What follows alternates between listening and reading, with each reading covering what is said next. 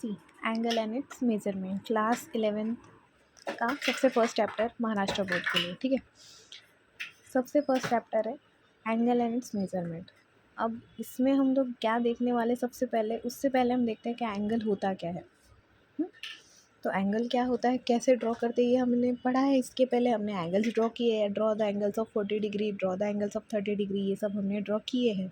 ठीक है, तो एंगल एक्चुअली होता क्या है, डिग्री का मतलब क्या है, 40 डिग्री 30 डिग्री में जो ये डिग्री इस तरीके से हम लोग ये जो रिप्रेजेंट करते हैं ऊपर छोटा सा, इसका मतलब क्या है, और कैसे हम एंगल को रिप्रेजेंट करते हैं, ग्राफिकली इसका मतलब क्या है, और इसके टाइप्स क्या क्या है, वो हम इस लेसन में आगे चल के देखने वाले हैं। ठीक है, लेकिन सबसे पहले एंगल होता क्या है, डायरेक्टेड एंगल क्या होता है, सबसे फर्स्ट टॉपिक।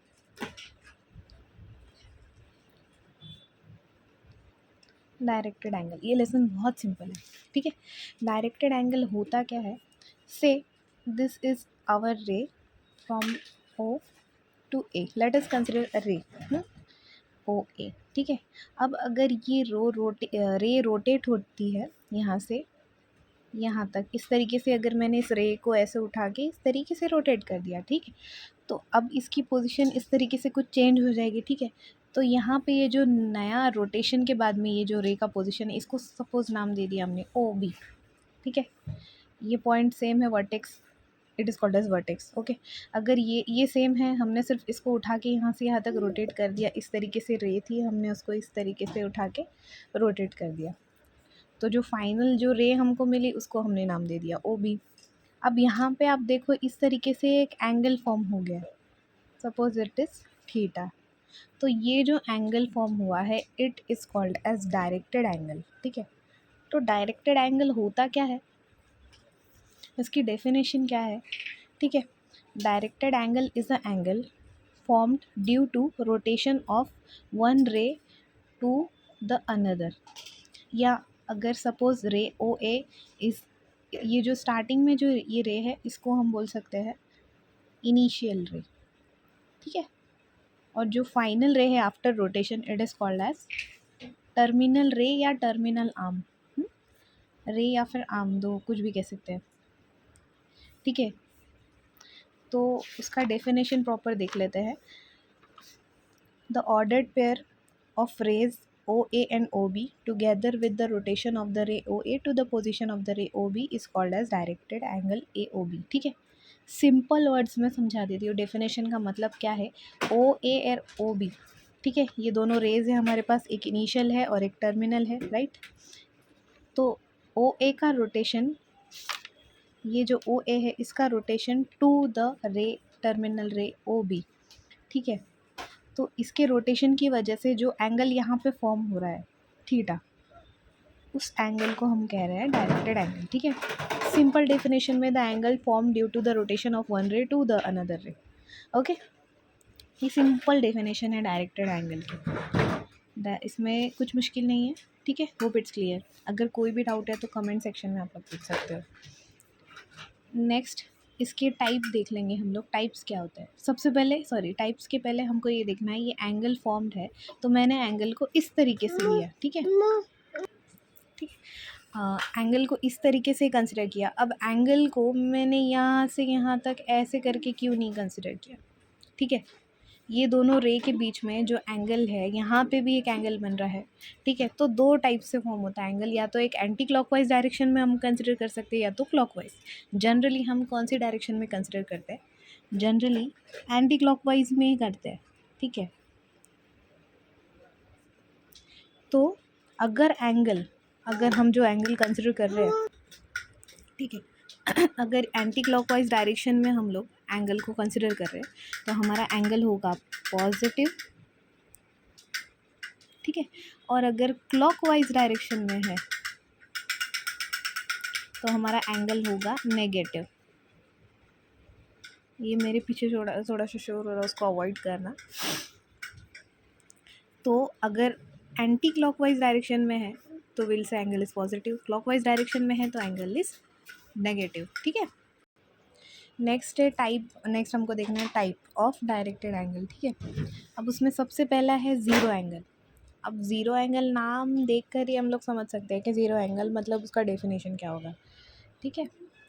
मेरे पास एक रे है विच इज़ रे ओ ए, और ये हमारा इनिशियल रे है, ठीक है। हमारा इनिशियल रे ओ ए है मेरे पास में। अगर मैं कह रही हूँ यहाँ पे ज़ीरो एंगल है, theta is equal to zero, ठीक है। अगर ज़ीरो एंगल है इसका मतलब यहाँ पे जो एंगल फॉर्म होने वाला है वो ज़ीरो होगा। उसका मतलब क्या, जो हमारा ए है ओ ए है वो रोटेट ही नहीं होगा। अगर ये रोटेट हुआ तो यहाँ कुछ ना कुछ एंगल फॉर्म होने ही वाला है, जाहिर सी बात है, ठीक है। आफ्टर रोटेशन एक एंगल फॉर्म होता है, ठीक है। अगर मैं कह रही हूँ कि जो फाइनल एंगल है थीटा, ये थीटा इज़ इक्वल टू अगर ज़ीरो है तो यहाँ पे कोई एंगल फॉर्म ही नहीं होना चाहिए। एंगल नहीं फॉर्म हो रहा है इसका मतलब ओ ए रोटेट ही नहीं होना चाहिए। अगर ये रोटेट ही नहीं हो रहा है तो टर्मिनल रे कहाँ पे आएगी, ये इनिशियल रे है, obviously terminal ray O B इसी के ऊपर आएगी, ठीक है। After zero rotation of O A we have the ray OB, and the final rotation between these two rays, initial and terminal rays, are equal to zero. Such angle is called as zero angle, ठीक है। Basically यहाँ पे एक ऐसा angle जहाँ जहाँ पे ओ ए या तो हमारा इनिशियल रे रोटेट ही नहीं होता, या ओ A if ray O A has zero rotation, if initial ray has zero rotation, then the angle formed is called as zero angle. ये बहुत सिंपल डेफिनेशन है, ठीक है। Hope it's clear. Next type है मेरे पास one rotation angle, one rotation angle, ठीक है। अब वन रोटेशन यहाँ पे भी नाम से समझ में आता है कि इसका डेफिनेशन में क्या होगा, फिर भी देख लेते हैं। चलो आप अंदाज़ लगा सकते हो कि इसके डेफिनेशन में क्या रहेगा। एंगल डायरेक्टेड एंगल है, ठीक है। यहाँ पे हमारे पास में इनिशियल एक रे होगी which is called as terminal ray. Latest से इसका नाम हम लेते रे ओ ए जो हमेशा से है, ठीक है। इसको हमने बोला इनिशियल आर्म या इनिशियल रे, ठीक है। ये हमारा है इनिशियल आर्म, ये हमारा है इनिशियल आर्म, फाइन। तो वन रोटेशन में क्या होगा, ये इनिशियल आर्म एक कंप्लीट एक रोटेशन लेगा इस तरीके से, मतलब ओ ए विल स्टार्ट फ्रॉम हियर, यहाँ से लेके इस तरीके से इसका रोटेशन स्टार्ट होके यहीं पे आएगा। एंगल यहाँ से ओ ए इस तरीके से स्टार्ट होगा रोटेशन, लाइक यहाँ से लेके यहाँ तक, ठीक है। मतलब कि एक पूरा रोटेशन। अब पूरा रोटेशन कितना रहता है हमको पता है, मैं बहुत मुश्किल से वीडियो बना रही हूँ तो ये सब चीज़ों को इग्नोर कर देना प्लीज़। एक ये मेरे पीछे एक रोटेशन के बाद में एंगल कितना रहेगा, अगर यहाँ ज़ीरो से स्टार्ट होगा तो पूरा एक रोटेशन के बाद में angle will be yes it is equal to 360, ठीक है। मतलब कि एक कंप्लीट रोटेशन के बाद में ओ ए वापस वहीं आएगा जहाँ वो पहले था, ठीक है। तो आफ्टर रोटेशन ऑफ 360 डिग्री या फिर after one complete rotation, if this initial arm coincide with the terminal arm, terminal arm क्या रहेगा, अगर यहाँ पे ये एंड हो रहा है ऑब्वियसली टर्मिनल आर्म यहीं होगा वो भी, तो initial arm coincide with terminal arm, ठीक है। After rotation of one complete after one complete rotation, that is angle is equal to 360 degree, theta is equal to 360। तो इस टाइप का angle is called as one rotation angle, ठीक है।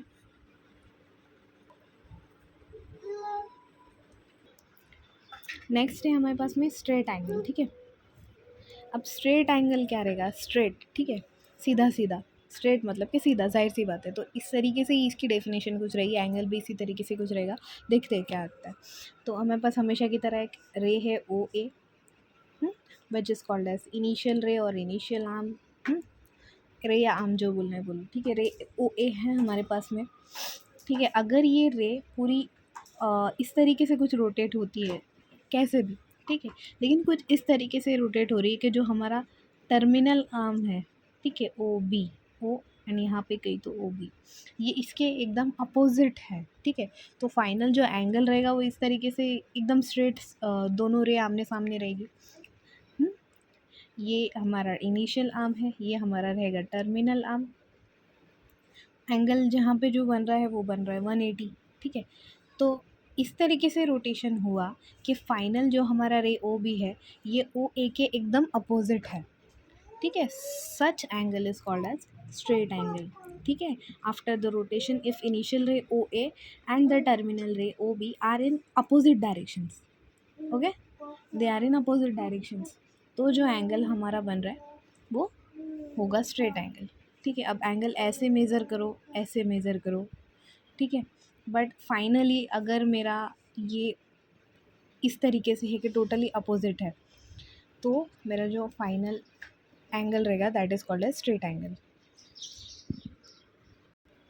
Next जो angle है यार, नेक्स्ट है हमारे पास में राइट एंगल। ओके, अब राइट एंगल का मतलब तो हमको पता है, इस तरीके से जहाँ पे theta is equal to 90 degree.